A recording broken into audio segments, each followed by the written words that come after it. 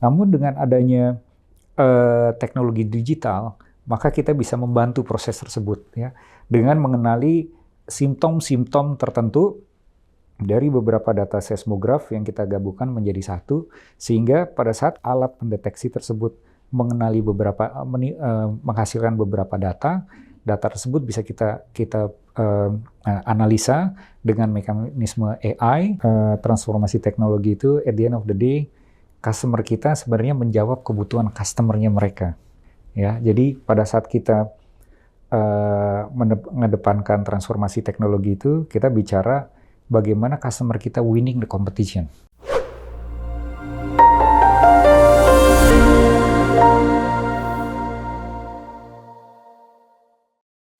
Halo sahabat Indosat, kembali lagi dalam program Indosat Business Talk Podcast, suatu kegiatan yang akan membahas berbagai solusi bisnis terkini maupun sejumlah isu-isu yang ada di sektor bisnis, utamanya yang ada di Indonesia maupun nanti kita akan menuju ke global.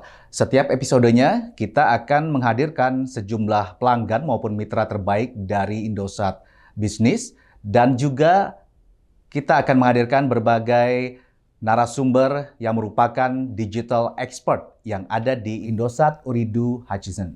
Saya Romano Baktinegara akan memandu Anda selama kurang lebih 30 menit ke depan. Nah, kali ini sudah bersama kami di sini Bapak Seno Sumaji, Executive Vice President, Head of Teko Indosat Ooredoo Hutchison.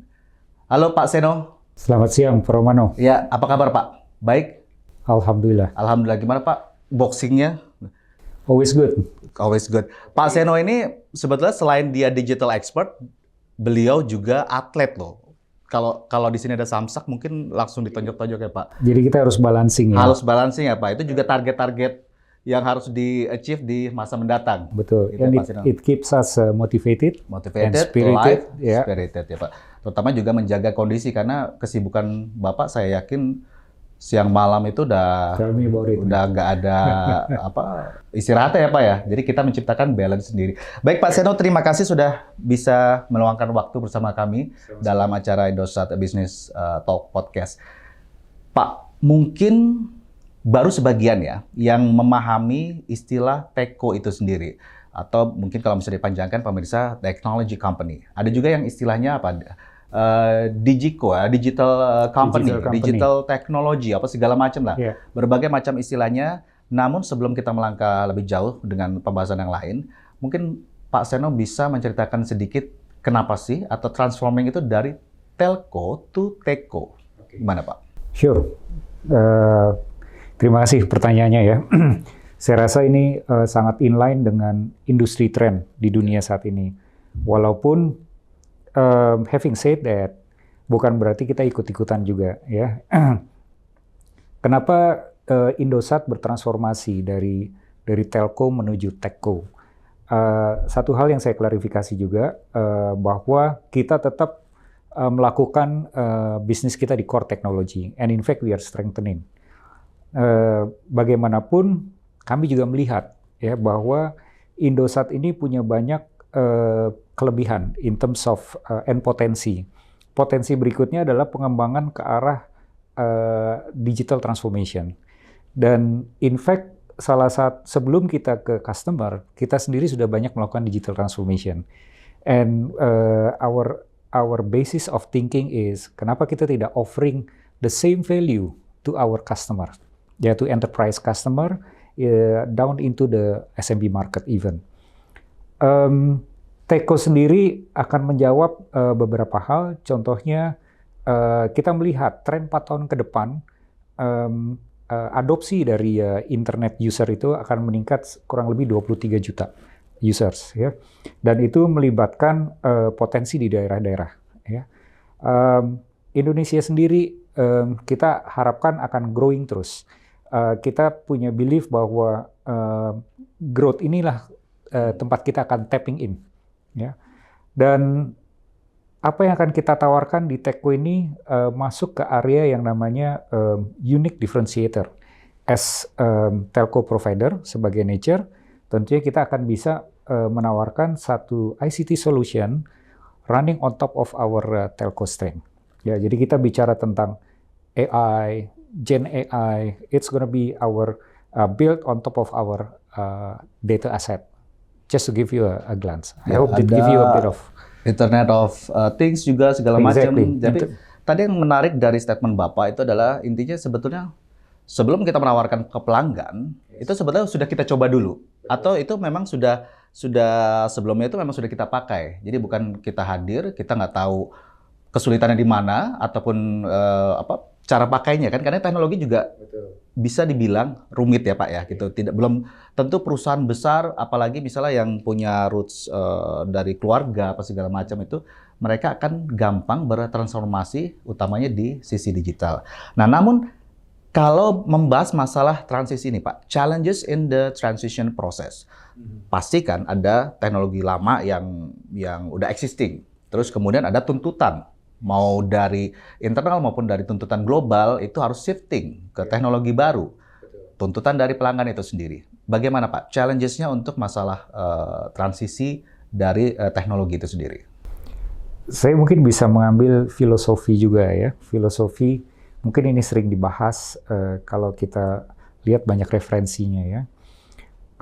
Elang itu setelah berumur 40 tahun, dia paruhnya mulai melunak, kukunya mulai melunak. Bukan makin keras malah bukan untuk makin ini ya? keras ya, jadi makin melunak. Sehingga apa yang dia lakukan, dia harus melewati proses yang sangat painful, sangat menyakitkan. Ya, pertama paruhnya itu dibenturkan ke batu sampai habis, sampai rusak, habis, akan muncul paruh baru. Setelah paruhnya muncul, maka hal berikutnya yang dia lakukan adalah mencabuti bulu-bulunya. Karena bulu-bulunya sudah mulai tebal, sehingga dia untuk bermanuver itu terbang, dia tidak se-fleksibel sebelumnya. Sementara dia harus terbang untuk menangkap mangsa. Bagian ketiga berikutnya adalah kukunya. Kukunya dipatoknya sendiri sampai kukunya lepas semua. Jadi bisa dibayangkan betapa painful-nya ya. Setelah itu dia seperti muda kembali. Transformasi yang kita lakukan kurang lebih sama. Ya, kita harus melewati proses yang cukup painful. Kultur kita harus berubah, nomor satu. Ya. Kultur dari telco provider yang cenderung birokrat menuju kita serving the customer yang kita berhubungan langsung dengan customer. Ya. Kalau kita bicara di enterprise market ataupun di SMB, kita butuh mindset entrepreneurship yang sangat kuat. Ya.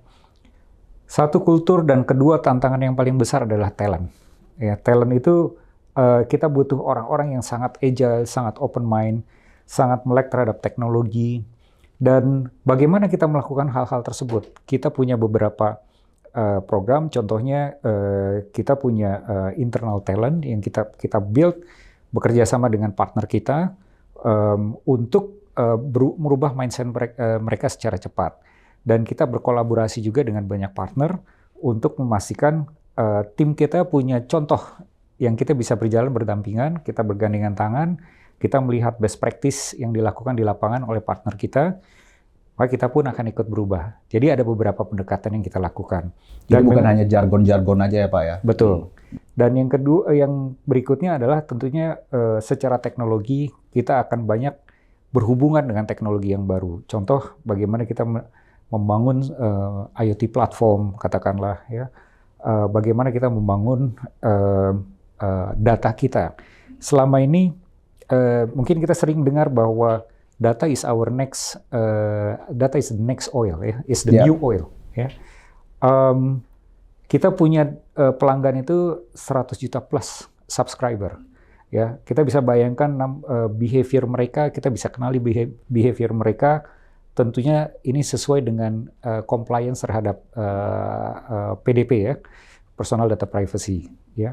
Namun secara data sebagai aset, maka kita bisa bayangkan behavior yang bisa kita kenali dari mereka. Dan data inilah yang bisa membantu meningkatkan performa bisnis dari customer kita. Kami sendiri di Techco sudah mulai mendevelop sejak beberapa tahun ke belakang beberapa pilar penting sebagai unique differentiator, yaitu kami memiliki solution offering yang dibangun di atas our telco aset, ya. Contoh seperti data aset. Kemudian kita juga punya beberapa use cases, katakanlah nanti kita bisa bicara ke misalkan di mining industry, bagaimana kita mendevelop production automation di atas low latency connectivity, yaitu our 5G network. Jadi kita sudah mengarah ke sana. Dan tentunya integrasi ini kita lakukan in parallel. So while we are executing, we are also integrating our asset together. Ya Pak, berarti kalau boleh diambil kesimpulan, Indosat Ooredoo Hutchison itu bukan hanya sekedar telekomunikasi, tapi like we are beyond telecommunication. Yeah. Ada berbagai segmen, ada berbagai industri yang bisa disupport, bukan hanya dari connectivity, bukan hanya dari kartu seluler atau device, tapi tadi Bapak sempat menyinggung ya salah satunya misalnya private LTE itu juga ya Pak ya. Betul. Kalau misalnya lokasinya itu ada di daerah-daerah yang terpencil, pelosok segala macam, tapi mereka butuh internet yang ada di situ maupun konektivitas yang ada di situ untuk meningkatkan performance bisnisnya itu sendiri. Nah, kalau dari sisi regulatory, Pak, Pak Seno melihat di Indonesia ini kadang, misalnya nih, kalau koreksi kalau saya salah ya Pak, tapi misalnya teknologi berkembang pesat, masyarakat shifting, payungnya nih, peraturannya nih sudah mengakomodir apa belum? Gitu, sudah memberikan impact yang bisa masing-masing bisnis itu growth-nya lebih maksimal. Menurut Pak Seno gimana? Interesting questions ya. Karena mungkin yang paling tepat yang menjawab pemerintah ya tentunya ya. Tapi Bapak kan masalah dari sisi pebisnis pasti bisa merasakan dong. Maksudnya intinya kita kayak bisa memberikan bukan masukan tapi istilahnya kayak pendapat atau untuk mereka digodok lebih lanjut atau bagaimana? Ya. Gimana Pak? Jadi good things tentang apa yang kita lakukan dari Indosat Business, kita selalu mengikuti regulasi pemerintah. In fact, apa yang menjadi polisi pemerintah itu menjadi salah satu acuan kita untuk mendevelop bisnis. Contoh kita bicara tentang data privacy, security, ya itu menjadi salah satu basis kita untuk membangun offering solution. Dan tadi mengambil analogi bahwa sebelum kita menawarkan sesuatu ke customer, ada banyak hal dari pengalaman kita sendiri. Ya, contoh bagaimana kita membangun awareness, ya kemampuan untuk menangani cyber security. Karena cyber security itu when we talk about the implementation, ya kenyataan sehari-hari, not necessarily it's all about technology.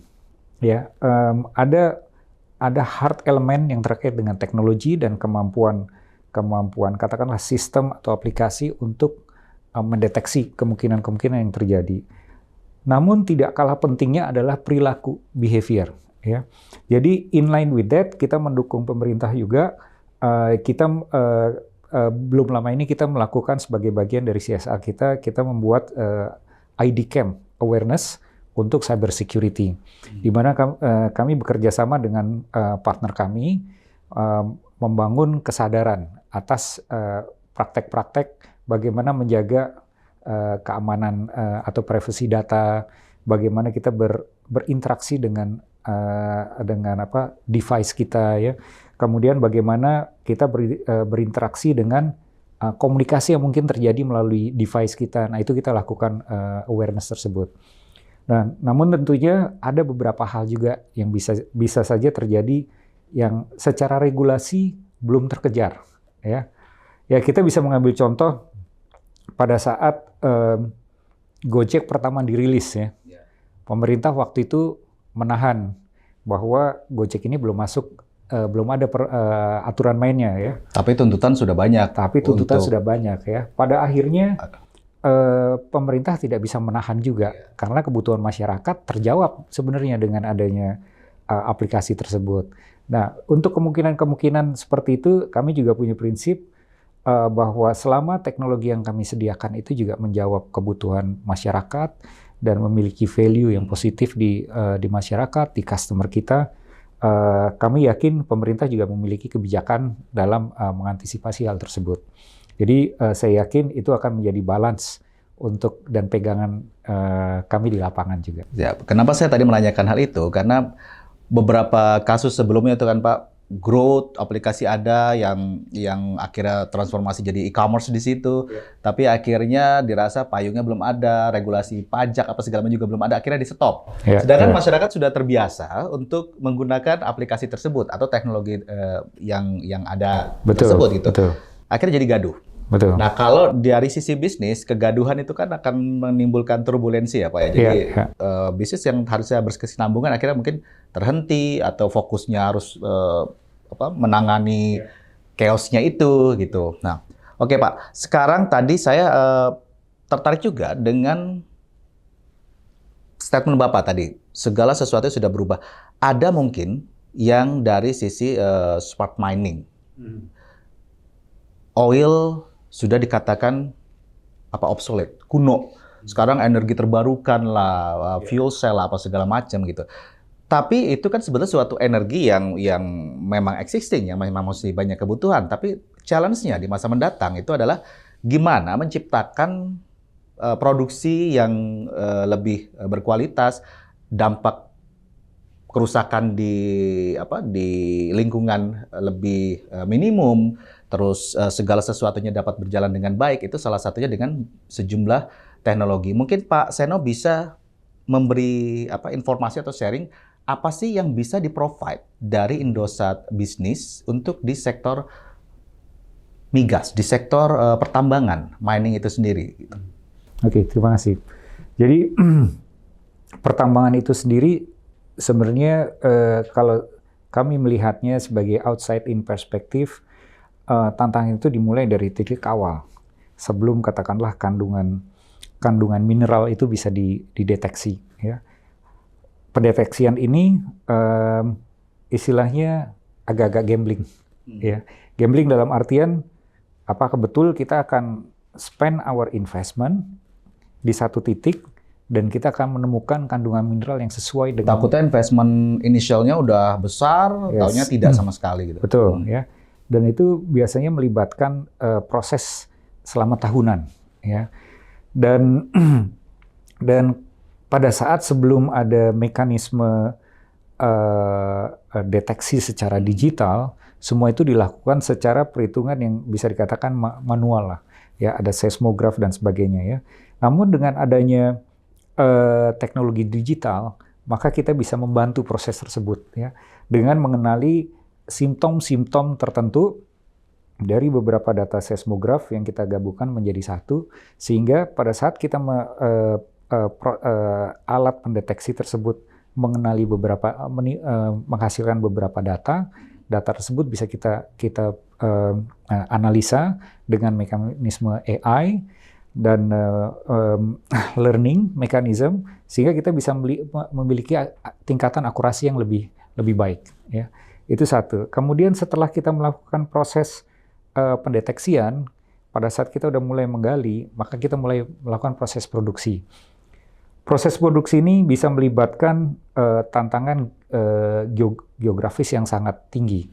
Contoh, salah satu customer kami, dia menemukan potensi mineral di bawah tanah, di antara lapisan mineral dengan lapisan permukaan itu ada lapisan air yang panas bumi, yang panasnya cukup tinggi.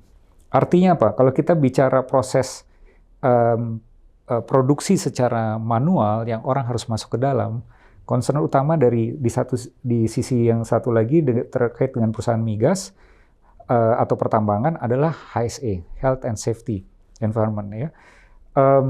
Hal ini bertentangan jauh nih, ya. Di satu sisi kita punya potensi bisnis, tapi di sisi lain ada ancaman, ada threat itu yang sangat tinggi, tinggi, bisa membahayakan manusia gitu ya Pak. Salah satu solusi yang kita sudah siapkan adalah bagaimana melakukan proses automation dari production di bawah. Tentunya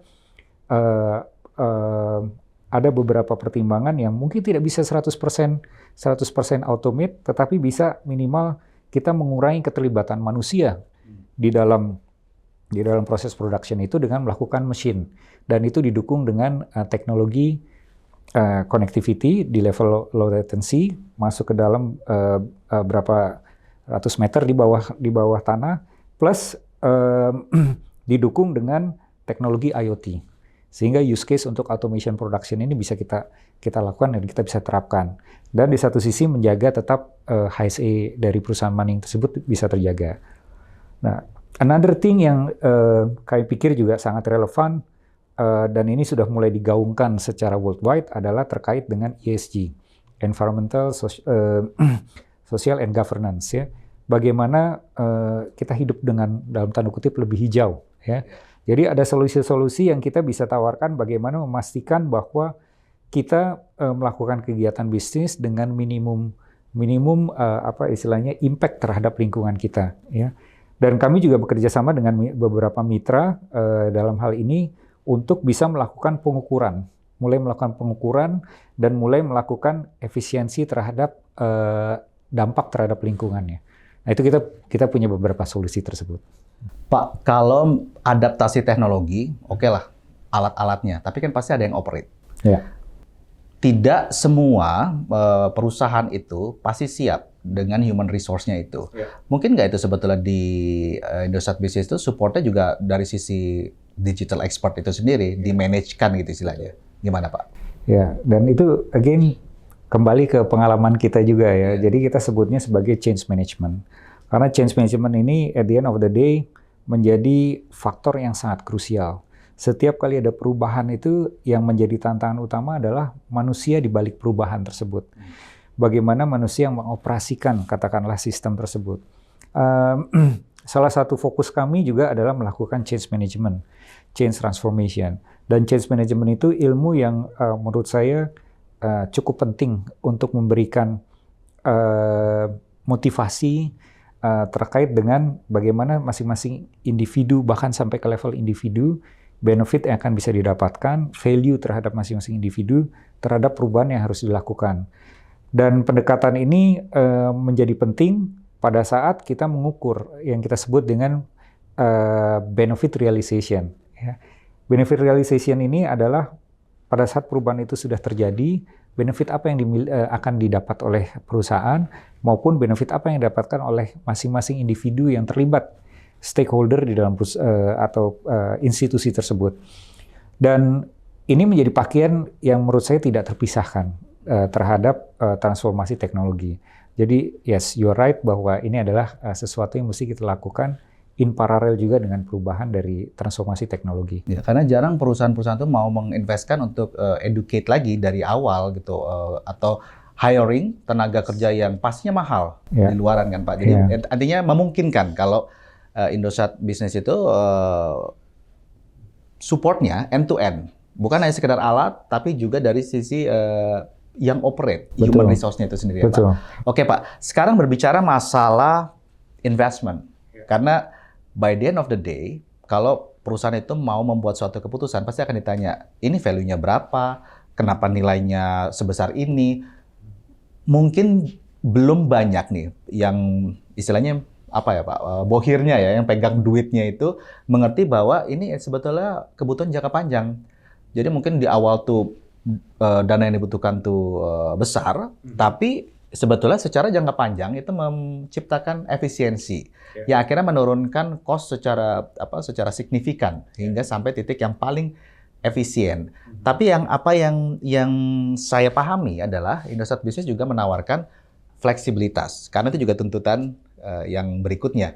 Fleksibilitas bisa capex ataupun bisa opex itu sendiri. Jadi tidak memaksakan calon pelanggan itu harus beli, tapi juga bisa menawarkan solusi lain yang lebih fleksibel. Pak Seno mungkin bisa menjelaskan dari sisi itu. Sure. Jadi biasanya kita menyesuaikan pola investasi tersebut dengan industri yang terkait ya. Contoh kalau kita bicara dengan tadi migas ya, oil and gas. Karena sesuai dengan aturan pemerintah dan pola bisnisnya, mereka lebih cenderung untuk tidak melakukan investasi secara capex, artinya lebih secara opex. Nah, kami memiliki fleksibilitas untuk melakukan istilahnya transfer teknologi, implementasi teknologi, namun juga disesuaikan dengan pola pola investasi yang mereka bisa lakukan. Nah, namun di beberapa industri yang berbeda, mereka ada yang punya kecenderungan untuk capex karena at the end of the day pertimbangannya adalah perhitungan ROI, return on investment ya, dan bagaimana mereka ingin menampilkan performance bisnisnya on yearly basis ya. Jadi ada beberapa juga dari customer kami yang lebih suka mereka melakukan investasi secara capex. Dua-duanya sangat memungkinkan di Indosat. Tentunya at the end of the day harus menguntungkan untuk semua pihak. Jadi itu sangat dimungkinkan. Jadi bukan hanya sekedar ya kalau misalnya dari sisi perusahaan provider kan maunya ya udah jual selesai putus cari lagi customer yang lain gitu Pak. Satu hal mungkin yang kami ingin tekankan bahwa salah satu prinsip dari bisnis kami adalah kami ingin membangun secara relationship secara jangka panjang. Jadi dalam konteks sustainable for all the stakeholders ya. Bahkan dalam konteks tersebut juga kami juga melibatkan banyak mitra untuk berkolaborasi ya. CEO kami juga mengedepankan prinsip yang namanya gotong royong ya. Gotong royong itu kolaborasi untuk secara industri, pemain bisnis, bagaimana memberikan manfaat lebih besar untuk ekonomi Indonesia. Ya, jadi kami juga punya beberapa mitra strategis yang mampu mendukung pola bisnis tadi. Apakah itu secara pendekatan secara capex ataupun pendekatan secara opex. Dan disitulah salah satu kunci kekuatan kami. Karena tidak ada manusia ataupun institusi yang hebat sendiri. Yes. Semua harus berkolaborasi. Setuju. Semua harus support dan menjadi yang terbaik di bidangnya masing-masing. Betul. Bukan secara general semua jadi yang terbaik. Betul. Mungkin seperti itu ya Pak. Betul. Ya? Pak, terakhir nih Pak pertanyaannya adalah impact-nya dari sisi customer-nya. Karena bagaimanapun customer itu nanti kan akan mereka itu yang menjadi roda penggerak bisnis itu akan going concern, akan berlangsung secara berkesinambungan. Dengan adanya teknologi yang rapid ya, maksudnya perkembangan itu luar biasa sekali. Kadang mungkin selesai kita berbicara di sini, selesai itu ada berita baru, penemuan-penemuan terbaru. Teknologi gitu, terbaru lagi. Teknologi terbaru. Pak Sena mungkin bisa sharing dari pengalaman Bapak dalam berbagai industri. Saya yakin kalau baca CV-nya Bapak kan banyak tuh Bapak udah pengalaman. Bagaimana pengaruhnya atau apa yang bisa diharapkan dari sisi customer-nya setiap perusahaan itu sendiri atau institusi? Iya. Biasanya kalau kita bicara transformasi teknologi itu, at the end of the day, customer kita sebenarnya menjawab kebutuhan customer-nya mereka. Ya, jadi pada saat kita mengedepankan transformasi teknologi itu, kita bicara bagaimana customer kita winning the competition. Ya, dan yang kedua, bagaimana dari customer kita itu mendapatkan benefit dari their services atau their offerings, their products ya.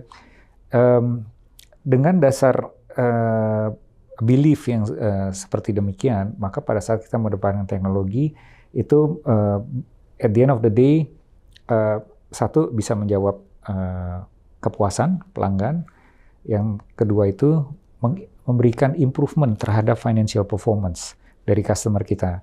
Dan financial performance itu bisa dilihat dari dua kacamata sederhana lah. Kalau saya menyederhanakan itu ada dua, yaitu cost improvement atau revenue improvement. Ya.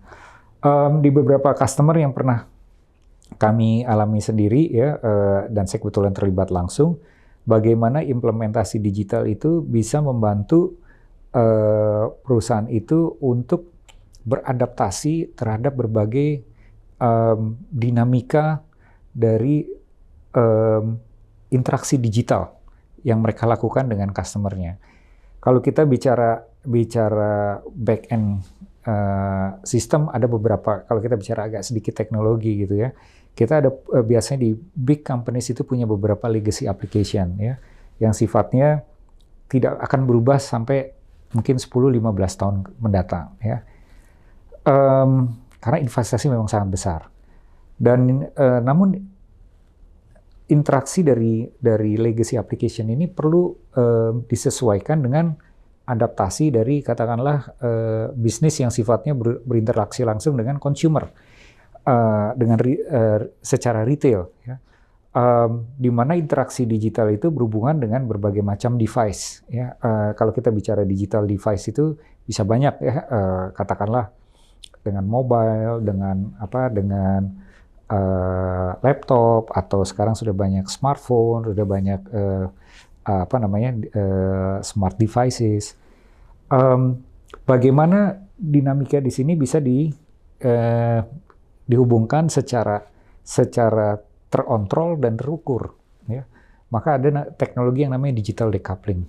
Impact-nya terhadap pelanggan tentunya satu, mereka merasa senang karena mereka merasa diperhatikan secara personal. Karena katakanlah Mas Romano sebagai pengguna dengan spending behavior ke salah satu katakanlah e-commerce platform, per bulan itu bisa menghabiskan 40 juta, 50 juta. Sementara saya sebagai orang yang sangat concern dengan e-commerce, saya hanya melakukan transaksi tertentu, ya.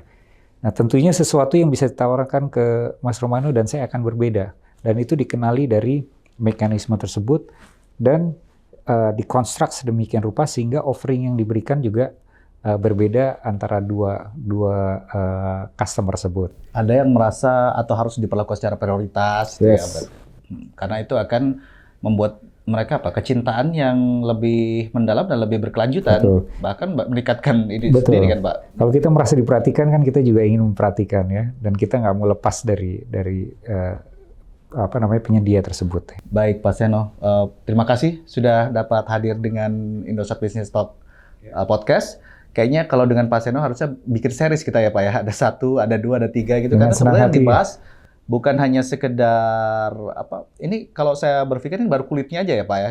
Bahasan kita kali ini ada belum sampai banyak hal yang bisa kita ceritakan, terutama banyak hal yang bisa diceritakan. Baik, Pak Seno, sekali lagi terima kasih. Mungkin ke depan kita akan bahas dari sisi yang lain, tapi tetap dalam kemajuan teknologi itu sendiri. Karena memang seperti tadi Pak Seno bilang, perlakuan khusus segala macam, orang makin banyak. Kalau mau satu-satu dinilai, ya nggak mungkin ya, Pak, ya. Apalagi pelanggan Indosat sendiri aja ada 100 juta. Kalau satu-satu berapa ininya spendingnya ini, yang ada langsung mabok. Betul. Keep learning, bahkan mesin pun, AI pun akan selalu belajar, harus terus mengenali datanya itu sendiri. Tapi dengan bantuan atau jadi mitra Indosat Business itu semua bisa terjawab. Gitu. Ya. Baik, demikian tadi dialog kita dengan Seno Soemaji, Executive Vice President, Head of Teko Indosat Ooredoo Hutchison. Tetap bersama kami dalam program selanjutnya di Indosat Business Talk Podcast yang akan membawa Anda ke wawasan yang baru, sesuatu yang inspiring, yang juga pasti mencerdaskan bangsa Indonesia. Saya Romano Baktinegara, undur diri, sampai jumpa di lain kesempatan. Terima kasih.